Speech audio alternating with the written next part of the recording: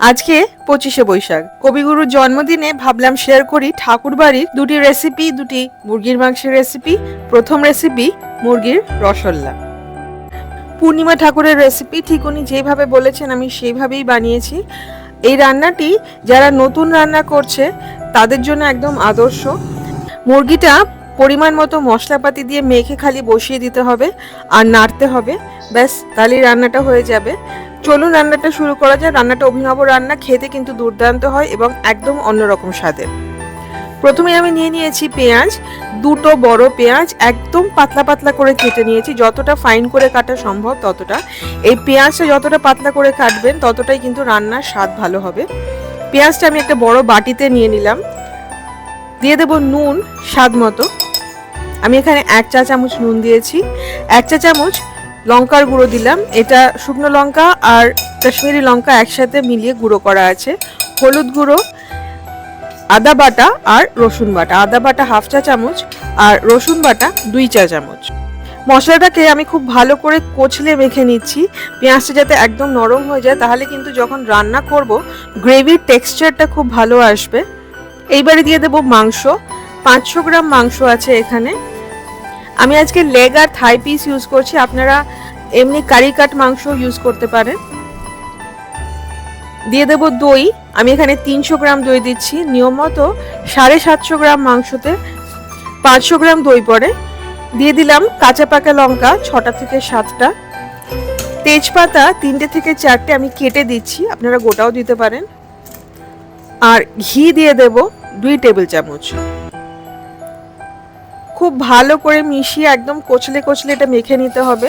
এই ম্যারিনেশনটা খুব ইম্পর্টেন্ট রান্নার মধ্যে, এই ম্যারিনেশনটাই সব থেকে ইম্পর্টেন্ট। এই যত ভালো করে কচলে মাখবেন তত মশলাটা ভালো করে মিশবে আর রান্নার শেষে গ্রেভির টেক্সচারটাও খুব ভালো আসবে।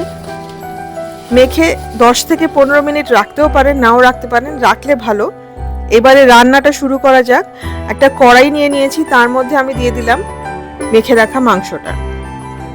দইটা কিন্তু এখানে খুব ইম্পর্টেন্ট, দই যাতে বেশি টক না হয়, একদম ফ্রেশ দই আর একটু ঘন দই নিলে খুব ভালো হয়।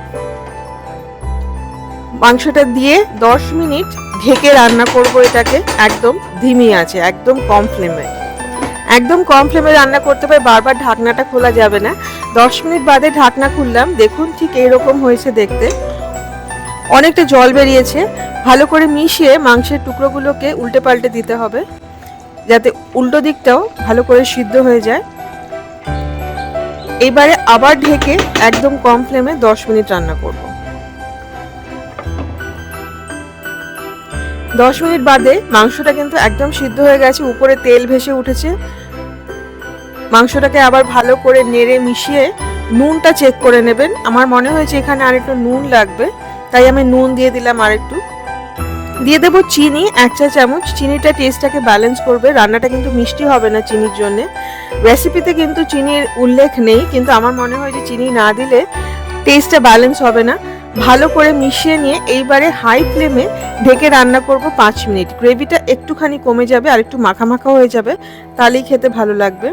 5 মিনিট হাই ফ্লেমে রান্না করার পরে দেখুন তেল পুরো উপরে ভেসে উঠেছে, মাংস সুসিদ্ধ হয়ে গেছে আর গ্রেভিটা অনেকটা কমে গেছে। আপনারা যদি আরও গ্রেভিটা কমিয়ে নিতে চান তাহলে আরও খানিকক্ষণ ঢাকা খুলে হাই ফ্লেমে রান্না করবেন। এবারে দিয়ে দেবো আরও কয়েকটা লঙ্কা।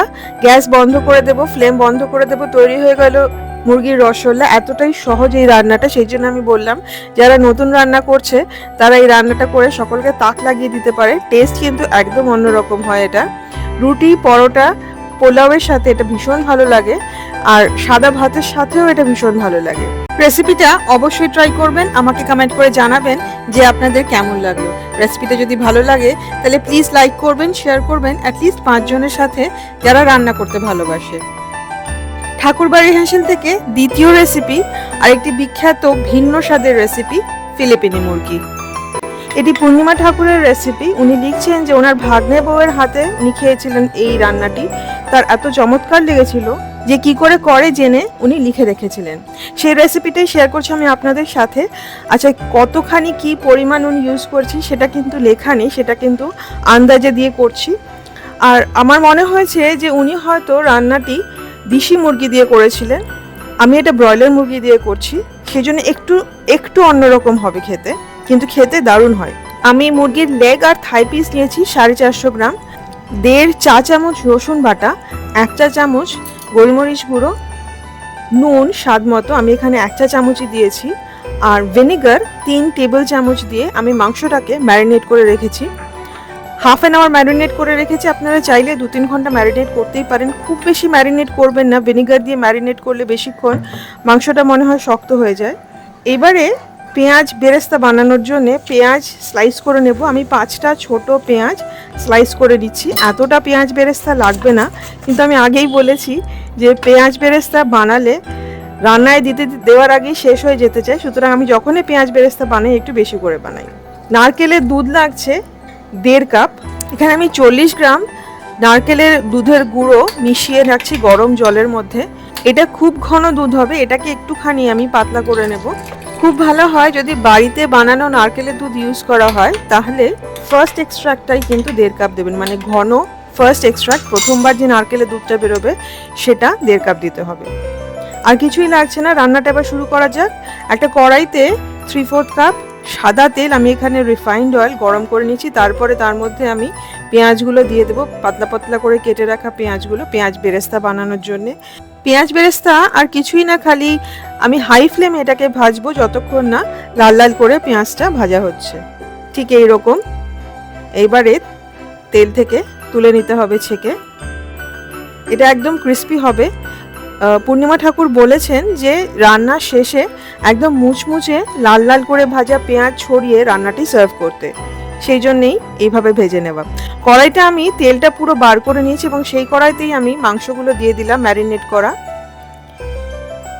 রেসিপিতে লেখা আছে যে ডুবো জলে, মানে মাংসটা ডুবে যাবে অতটা জল দিয়েই কিন্তু রান্নাটা করতে হবে, কিন্তু আমার মনে হয়েছে যে দেশি মুরগি দিয়ে উনি যখন বানিয়েছেন তখন দেশি মুরগি সিদ্ধ হতে বেশি সময় লাগে বলে একদম ডুবো জলে উনি দিয়েছেন, কিন্তু এখানে অতটা জল আমি দিচ্ছি না, আমি এখানে 1 কাপ জল দিলাম।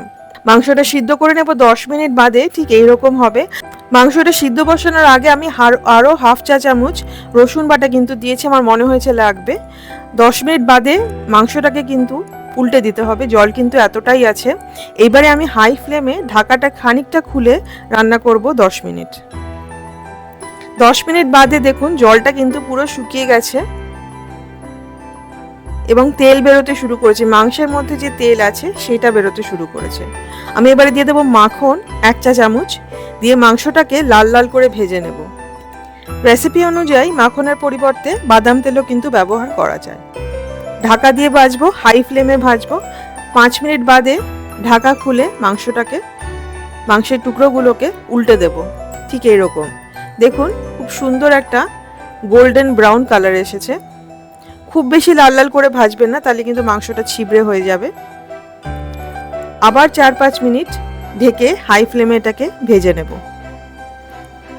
2 পিঠ যখন একদম প্রপারলি ভাজা হয়ে গেছে, এবারে দিয়ে দেব নারকেলের দুধ 1.5 কাপ। এই নারকেলের দুধটাই কিন্তু এই রান্নার সব থেকে ইম্পর্টেন্ট ইনগ্রেডিয়েন্ট মাংস ছাড়া। বাটিটা ধুয়ে আরও 1/2 কাপ জল আমি দিয়ে দেব। খুব ভালো করে মাংসটাকে মিশিয়ে নেব। এই সময় নুনটা চেখে নেবেন, নুনটা চেখে নিয়ে যদি নুন আরও লাগে তাহলে আরও একটু দিতে হবে। আমার এখানে মনে হয়েছে আর একটু নুন লাগবে, আমি আরও 1/2 চা চামচ নুন কিন্তু দিয়ে দিলাম। আর দিয়ে দেবো চিনি 1/2 চা চামচ, এটা আপনারা স্বাদ মতো দেবেন। যদি মিষ্টি বেশি খান একটু মিষ্টি বেশি দিলেও হয়, সেটাও কিন্তু খেতে যথেষ্ট ভালো লাগে। আমি এখানে আমার পছন্দ মতো দিলাম। খানিকটা পেঁয়াজ বেরেস্তা উপর দিয়ে ছড়িয়ে দেবো, 1/4 কাপের মতো পেঁয়াজ বেরেস্তা উপর দিয়ে ছড়িয়ে দিলাম, 1 মুঠ। খুব ভালো করে মিশিয়ে নিয়ে মাংসটাকে এবারে একদম নিভু আঁচে রান্না করব 5 মিনিট। মাংস কিন্তু পুরোপুরি সিদ্ধ হয়ে গেছে, নারকেলের দুধ এবং অন্য সমস্ত ফ্লেভার ওর মধ্যে যাবে, এবারে সেইটুকু সময় দেওয়া। 5 মিনিট বাদে ঠিক এইরকম দেখতে হবে মাংসটা, একটুখানি ব্রাউন ব্রাউন পেঁয়াজ বেরেস্তার জন্যে, আর খুব সুন্দর একটা গন্ধ বেরোচ্ছে। মাংস কিন্তু একদম সিদ্ধ হয়ে গেছে। ফিলিপিনি মুরগির কারি একদম রেডি টু সার্ভ। খেতে কিন্তু খুব ভালো হয়, গরম ভাতের সাথে খেতে এটা সব থেকে বেশি ভালো লাগে। সাদা পোলাওয়ের সাথেও সার্ভ করতে পারেন, এতটাই সহজ এই রান্নাটা, কিন্তু খেতে অত্যন্ত সুস্বাদু। পূর্ণিমা ঠাকুরের এই রান্নাটি আপনারা অবশ্যই বানাবেন এবং আমাকে কমেন্ট করে জানাবেন যে আপনাদের কেমন লাগলো। রেসিপিটা ভালো লাগলে প্লিজ লাইক করবেন, শেয়ার করবেন। আমার চ্যানেল ইটস বাই মধুলিকা অবশ্যই সাবস্ক্রাইব করবেন। সাবস্ক্রাইব করার সময় বেল আইকনটি প্রেস করতে কিন্তু ভুলবেন না। বেল আইকনটি প্রেস করা থাকলে আমি যখনই কোনো রেসিপি পোস্ট করব প্রথম নোটিফিকেশন আপনার কাছেই যাবে। আমি এখন মাংসটা সার্ভ করার সময় উপর দিয়ে খানিকটা পেঁয়াজ বেরেস্তা ছড়িয়ে দিচ্ছি। যখন আমি ভাতের সাথে মাংসটা সার্ভ করি তখনও একটা বাটিতে আলাদা করে পেঁয়াজ বেরেস্তা রেখে দিই, মুচমুচে করে ভাজা। যার যতটা পছন্দ পেঁয়াজ বেরেস্তা ছড়িয়ে ঝোলটা ভাত দিয়ে মেখে খায় বা পোলাও দিয়ে মেখে খায়, খেতে কিন্তু ভীষণ ভালো লাগে। আপনারা এই রেসিপিটা কিন্তু অবশ্যই ট্রাই করবেন, আমার অন্যান্য রেসিপিও ট্রাই করবেন। খুব ভালো থাকবেন, ভালো ভালো রান্না করবেন। সবাইকে রবীন্দ্র জয়ন্তীর অনেক শুভেচ্ছা। দেখা হবে খুব শিগগিরই। Happy cooking. Thank you.